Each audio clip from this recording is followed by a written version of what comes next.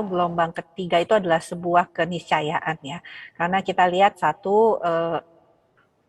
salah satu publikasi ilmiah sudah mengatakan bahwa pola penyakit COVID-19 ini akan menimbulkan beberapa gelombang ya. Jadi dia tidak akan cukup dengan satu puncak gelombang kemudian turun dan akhirnya kasusnya ada tapi tidak kemudian meningkat tajam. Nah, ini tidak terjadi pada COVID-19. Sudah dikatakan akan terjadi beberapa puncak daripada penyakit COVID-19 ini. Artinya kalau kita lihat yang kedua ini ya, bahwa negara-negara yang dengan cakupan vaksinasi cukup tinggi, tadi Dokter Dika juga sampaikan seperti Inggris, Amerika, Eropa, Israel, itu kemudian begitu berhadapan dengan varian Delta, mereka juga terjadi peningkatan kasus, walaupun kematian maupun kesakitannya relatif lebih rendah ya. Jadi sudah ada contoh negara-negara yang masuk ke gelombang ketiga. Yang ketiga adalah kalau kita melihat bahwa varian Delta adalah varian yang masih mendominasi di negara kita ini. Sehingga kita tahu bahwa varian Delta ini adalah varian yang merupakan sangat ganas dan sifatnya infeksius ya.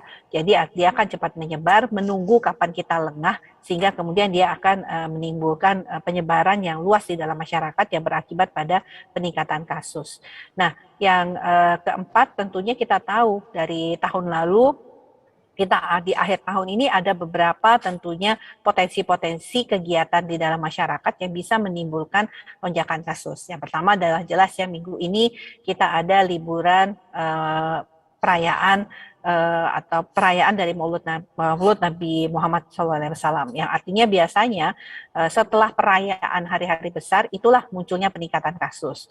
Kemudian nanti di akhir tahun ada perayaan Natal dan terakhir adalah tentunya liburan tahun baru, di mana biasanya mobilitas dan pergerakan ini sangat tinggi ya yang ada di dalam masyarakat. Nah, ini yang potensi-potensi 4 hal ini yang menyebabkan keniscayaan akan gelombang ketiga itu pasti terjadi.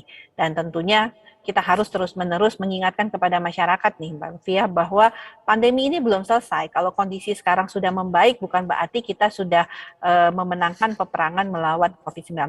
Kita harus tetap waspada sambil menunggu vaksinasi kepada seluruh sasaran 208 juta saudara-saudara kita itu juga mendapatkan vaksinasi secara lengkap dosis 1 dan dosis kedua. Nah, pada kondisi tersebut barulah mungkin kita akan bisa betul-betul full relaksasi, tetapi tetap waspada. Kalau sekarang belum boleh prokes itu dikendorkan, belum boleh jaga jarak itu tidak dilakukan, belum boleh misalnya saf antar di tempat ibadah itu kemudian dirapatkan kembali ya, karena saat ini kita masih berperang melawan COVID-19 dan tadi baru 50% yang mendapatkan dosis pertama dan ada 68% yang masih harus mendapatkan dosis kedua.